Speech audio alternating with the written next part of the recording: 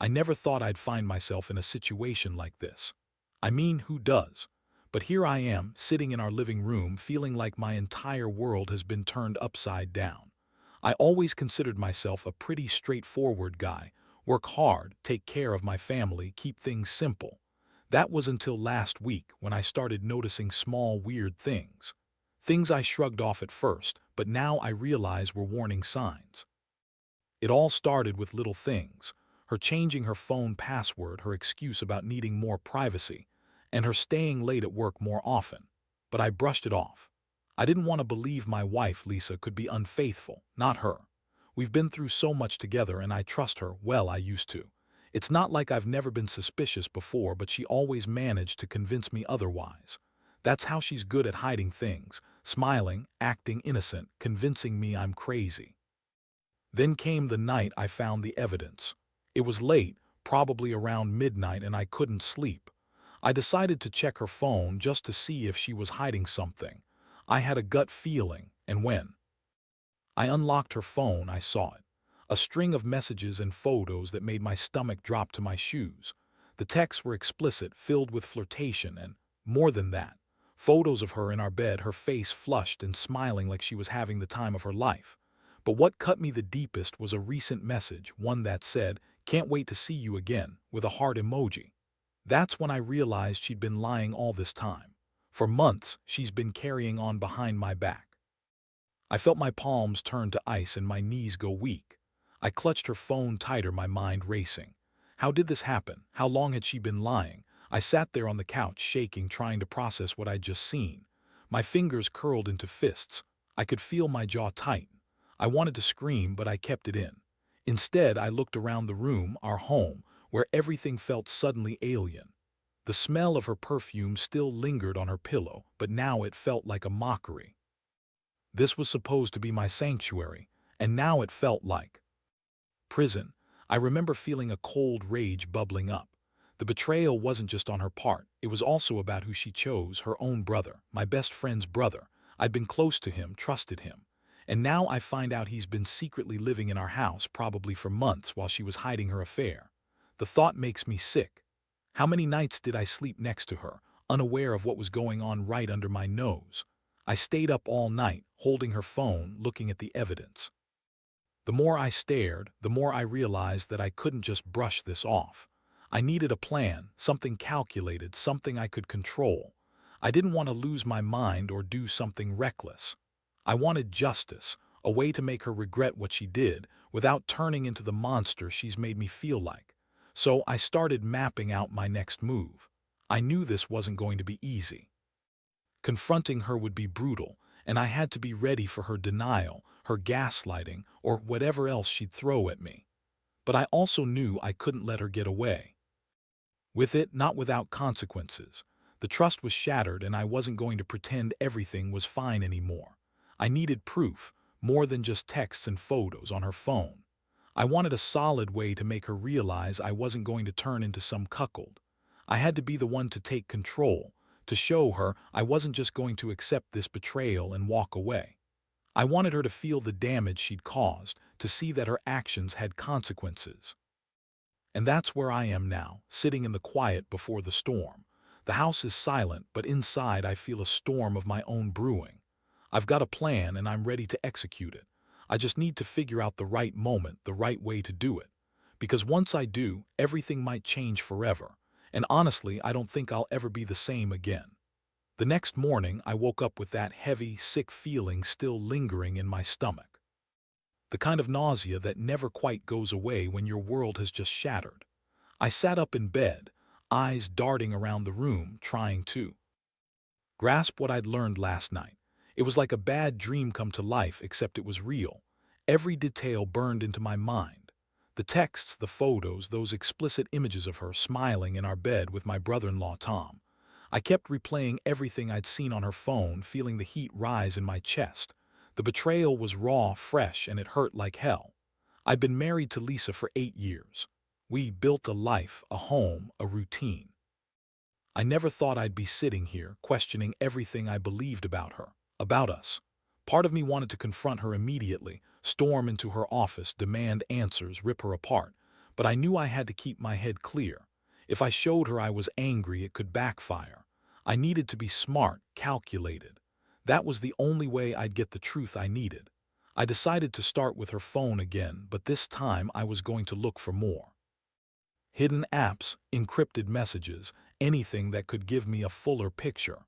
I knew she'd been careful, she'd always been good at hiding her tracks, but I also knew that a person's habits reveal a lot. I had to dig deeper. She was at work when I got up. Her car was gone, but I didn't care. I wasn't ready to face her yet. Instead, I spent the morning rummaging through drawers looking for anything suspicious. I found her laptop first. Her passwords were easy to guess, but I didn't want to get caught poking around, so I just kept a mental note. Then I noticed her purse was slightly unzipped on the table, and I caught sight of her phone peeking out from the side pocket. I hesitated but grabbed it. My heart thumped loudly as I slipped her phone into my pocket, feeling like I'd just stolen something precious and forbidden. Later, I sat in the car in the driveway and powered up her phone. I had to be careful, no accidental unlocking, no missed clues. The first thing I did was check her recent message history. Nothing unusual at first glance. But then I noticed the deleted messages icon. I hesitated, then tapped it. There they were, conversations that had vanished. But I'd already seen snippets. I knew she'd been talking to Tom, probably hiding it all along. She'd deleted enough so it looked clean, but I knew better. I'd seen enough to know she was hiding something. Still, I needed more proof, something indisputable. I thought about installing a spy app, but I didn't want to destroy my marriage over a technicality. Instead, I decided to set a trap. I reached out to Tom, my brother-in-law, under the guise of casual conversation. I kept it neutral, but I made it clear I knew there was more going on than what I'd seen. I told him I wanted to meet, to talk. His reaction was defensive at first, done fast, almost too fast. "Hey man, I don't know what you're talking about," he said, but I could hear the nervousness in his voice. Good.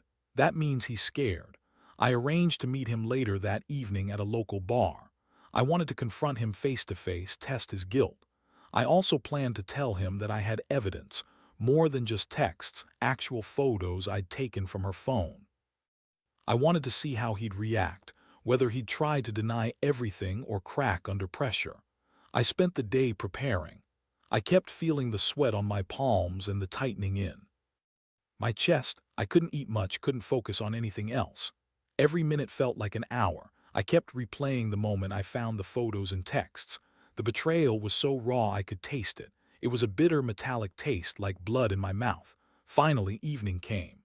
I pulled into the parking lot of that dive bar where Tom said he was. I saw him sitting alone at a corner table.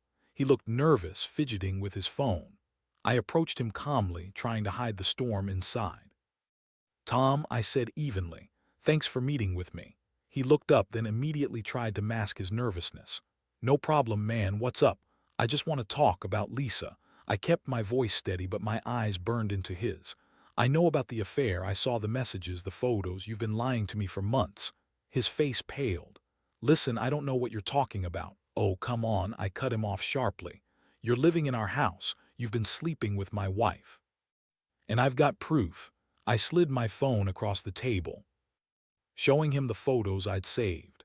His eyes widened, panic flickering through his expression. He looked like a trapped animal.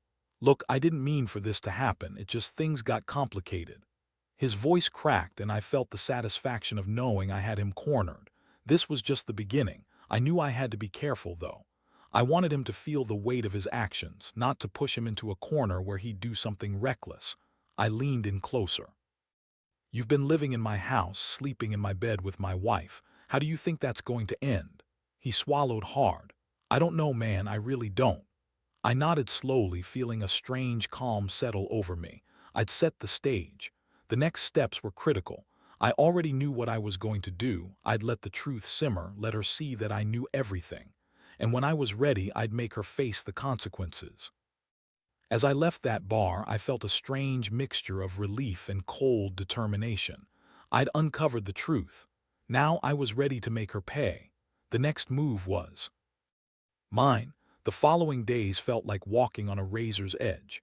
Every time I saw her, Lisa, her smile, her touch, her familiar scent that used to make me feel safe now felt like a lie. I couldn't look at her the same way.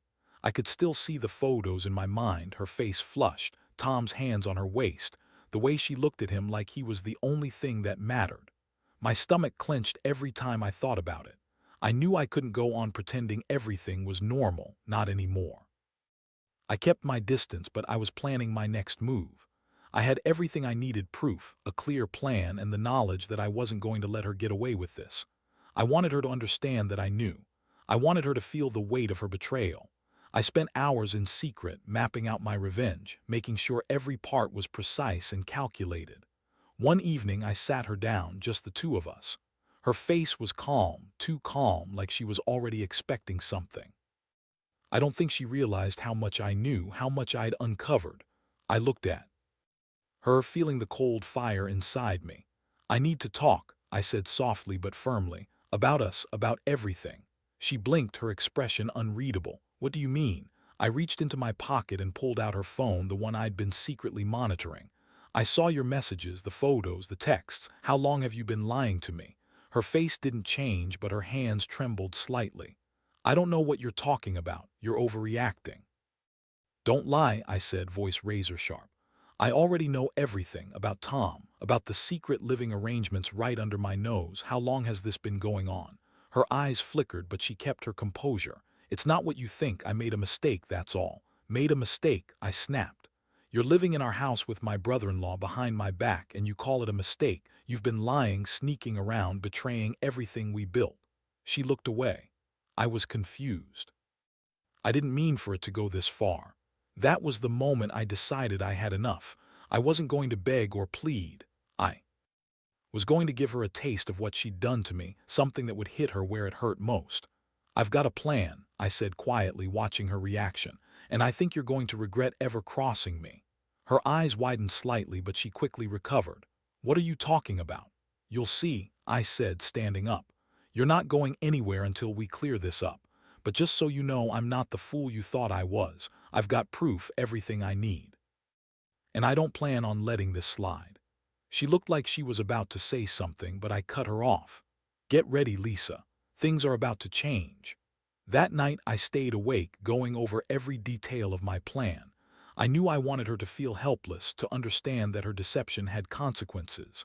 I'd already set the wheels in motion, calling in a private investigator, not to follow her around, but to confirm what I already knew. I wanted undeniable evidence that couldn't be dismissed or spun into some excuse. The next day, I took a day off work. I needed her to see that I was serious, serious enough to stop pretending that everything was fine. I waited until she left for her meeting. Then I started executing the plan. First, I moved her car keys out of her bag. I wanted her trapped, unable to leave without facing what was coming. Then I slipped my phone into her purse, installed a discreet recording app, and set up a camera in the living room, pointed at the front door.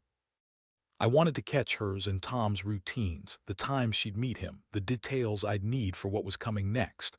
I also had a second surprise. I'd contacted my brother-in-law Tom again, this time with a different tone. I told him I knew everything. I warned him that if he didn't come clean, I'd go to the police. I wanted him to feel the pressure mounting, to see how far I was willing to go. By the afternoon, I had everything in motion. I felt a strange sense of calm, like I was finally taking control of the chaos she'd created. I kept my phone close, ready for any updates from the planted devices. I knew she'd be back soon, and I was prepared for the confrontation that would change everything. When she finally returned, her face was a mask of innocence, but I saw through it. I was ready. I was going to make her understand that I wasn't the fool she thought I was. And once she realized what I'd done, I knew she'd have no choice but to face the truth. I was just waiting for the right moment to let everything explode. The game was on, and I was about to win. That evening everything was set, and I could feel my pulse pounding like a drum inside my chest. I kept my eye on the clock, nerves stretched tight. When Lisa finally walked through the door, her face appeared calm, but her eyes flickered with something, doubt maybe, or guilt. She didn't know I'd been watching her every move all day. I stood in the living room and crossed my arms slowly. "Hey," I said flatly. "We need to talk." She hesitated, her mouth opening as if to speak, then closed again.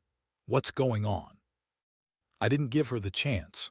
I reached into my pocket and pulled out her phone, showing her the recordings I'd. Audio of her and Tom whispering in the kitchen, her voice dripping with nervous excitement. I pressed play. Her face drained of color as she heard her own voice, her own words, confessing things she'd sworn she'd never say. "You're full of shit," she spat, trying to deny it, her voice trembling. "That's not me." "Oh, it's you," I said coldly. "You've been lying to me for months, living with my brother-in-law, sneaking around behind my back. How long were you planning this? How long were you hiding in our house?" She looked like she'd been caught in a trap. Her hands trembled and her eyes darted around the room. "I didn't mean for it to get this far. I was confused, okay? I didn't want to hurt you." "You didn't want to hurt me," I echoed, voice rising. "You've been hurting me every single day since you started this. While I was working, you were with him, in our bed, in my house. I want to know why you did this." Her shoulders shook slightly. "It just happened. I was lonely. I thought he cared about me." I felt my fists clench. "You thought?" "No, Lisa. You didn't just think. You planned this and you kept lying about it. I've got proof more than enough, and honestly, I don't even recognize the woman I married anymore." She stared at me, tears pooling in her eyes. "Please, I didn't mean to hurt you. I thought maybe I was missing something. I was just so confused. I never wanted to cheat, never wanted to do this behind your back." My stomach twisted, but I pushed through it. "You're not the person I thought I knew. And I've got a plan to make sure you understand what you've done." She looked at me, trembling, trying to find words, but I wasn't going to give her a free pass. I already had everything I needed: our house, her phone, her own words. I made a mental note of all of it, feeling the cold satisfaction settle in my chest. "I called a locksmith," I told her calmly. "Tomorrow I'll change the locks. You're not going anywhere until I decide what comes next." Her face twisted with shock. "Are you serious?" "Oh, I'm dead serious," I said sharply. "You've betrayed me and I don't trust you anymore. I want you to stay here and think about everything you've done. You're going to listen to what you said, what you did, and then we'll talk again, when you're ready to be honest for once in your life." She opened her mouth, probably to protest, but I cut her off. "Don't bother. I'm not interested in excuses. I already know I've lost the girl I married. Now I want to see what kind of woman you're really going to be." That night, I couldn't sleep. I sat on the couch, replaying her words, the images I'd seen, the feeling of betrayal that had become a permanent weight in my chest. But I also felt something else: clarity. I knew what I had to do. I was going to let her stew in her guilt, give her the space to realize what she'd lost, and then I'd make my move. The next morning, I contacted the locksmith, got the new keys ordered, and arranged for him to come early afternoon. I also sent a message to Tom, telling him I knew about everything, about his living arrangements here, his relationship with Lisa, and that I'd be taking steps to cut that all out. His response was a quiet acknowledgement, no denial, no excuses. By the time the locksmith arrived, I felt a strange quietness inside. I watched as he worked, replacing the locks, sealing my house from the woman who'd betrayed me. As I handed him the keys, I realized that the house, our home, was no longer the sanctuary it used to be. It was a battleground now. I stood in the doorway, watching Lisa's face as she looked at the new locks. Her eyes flickered with a mix of regret and defiance. I knew this was only the beginning. The pieces had fallen into place and I was ready for whatever came next. I'd taken control and I wasn't going to let her manipulate me anymore. As she turned to leave, I handed her a small envelope. "That's your stuff," I said. "Pack it up. And don't come back without me knowing you're honest with yourself and with me." She hesitated, then nodded slowly, clutching the envelope. I saw the faintest flicker of remorse in her eyes, but I wasn't sure if it was real. I closed the door behind her, feeling the weight lift, even as a strange numbness settled over me. I'd made my move. The house was secure again, but I knew the damage was done. The trust was gone, and now I had to figure out what my next step was. One thing was clear: I wasn't going to sit around waiting for her to change. I'd take control, no matter how much it hurt, because if I didn't, I'd end up losing everything. The days that followed were the hardest I've ever experienced. I felt like I was walking around in a fog. Every glance at the house, every sound outside, reminded me of what I'd lost. Lisa had taken her things and left, but I could still see her in my mind's eye, trying to act innocent, pretending nothing had changed. Meanwhile, I was not just mourning the betrayal. I was planning my next move, making sure she understood the gravity of what she'd done. The first thing I did was confront Tom again. I needed to hear him admit everything, face the consequences of his choices. I wasn't about to let him skate by, pretending it was just a harmless affair. I called him, told him to meet me at the same bar where we'd spoken before. When he arrived, his face looked even more tense, more defeated. I want to make one thing clear, I started, voice low but firm. This isn't just about you sneaking into my house or fooling around with my wife. It's about respect or the lack of it. You've crossed a line I won't forget anytime soon.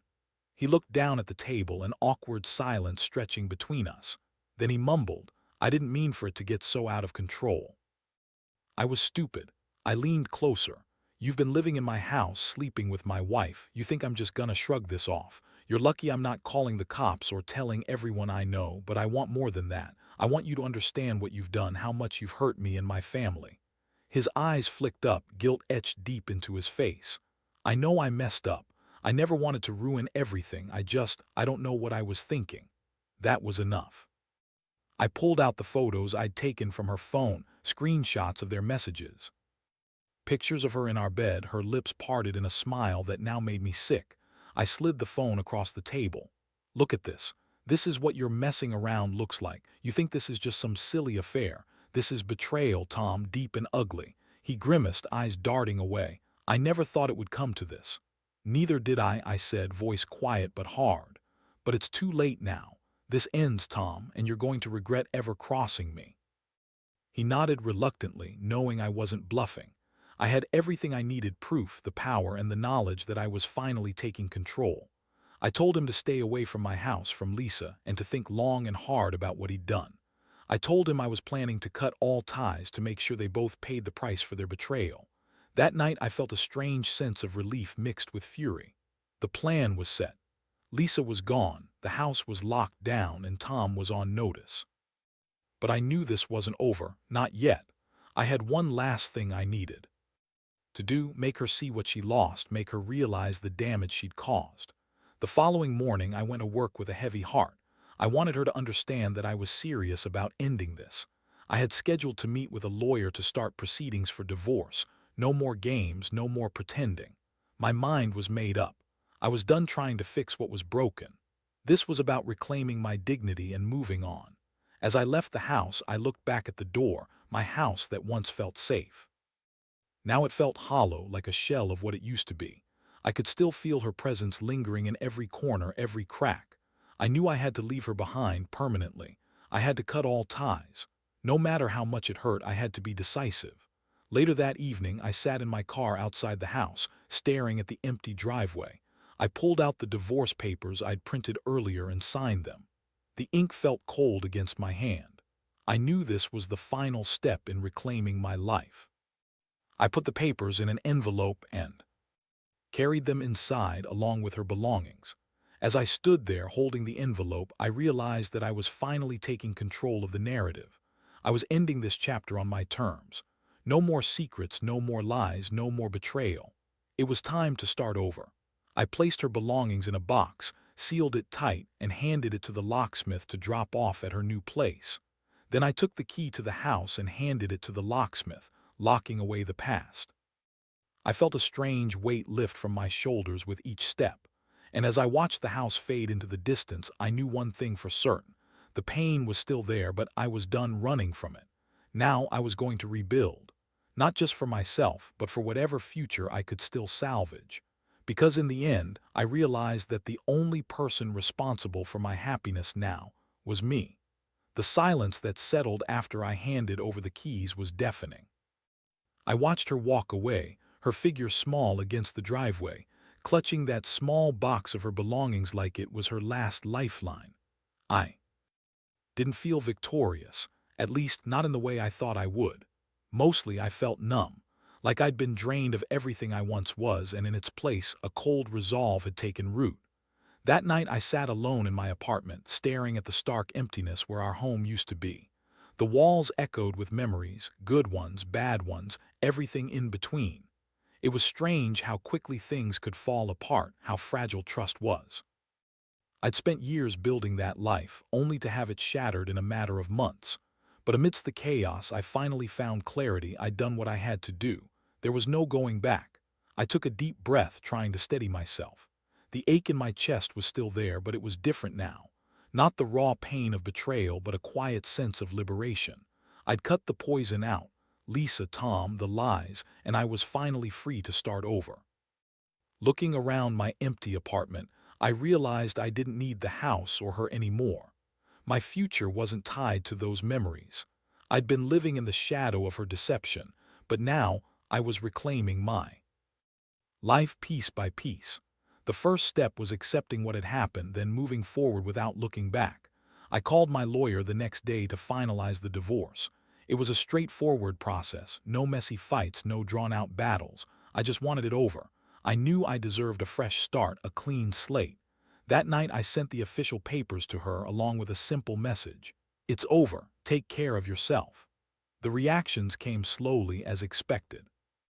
She tried calling, leaving frantic voicemails, begging for another chance, but I didn't reply. There was nothing left to say. I had already made my choice. In the weeks that followed, I blocked her on every social media platform. I changed my phone number. Every step was about sealing myself off from the past, protecting what little sanity I had left. I threw away the photos, the souvenirs, everything that reminded me of what I'd lost.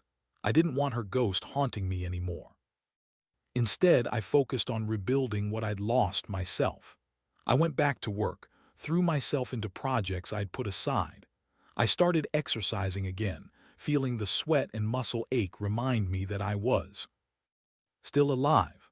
Night by night, I slept better, free from the torment of suspicion and betrayal. The pain didn't disappear overnight, but it lessened, replaced by a slow, steady sense of hope. One day, I found myself walking in a park, feeling the sun warm my face. I thought about everything, about the betrayal, the heartbreak, but also about the resilience I'd discovered inside myself. It was strange how pain could teach you so much about your strength. I realized that trust is fragile and that it's easier to lose than to gain. But I also learned that sometimes you have to break everything down to rebuild stronger.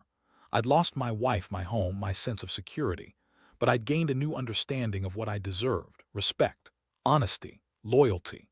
Now I stand here writing this as a kind of closure, a way to say to anyone reading, if you're going through something like this, know that you're not alone and that you're stronger than you think.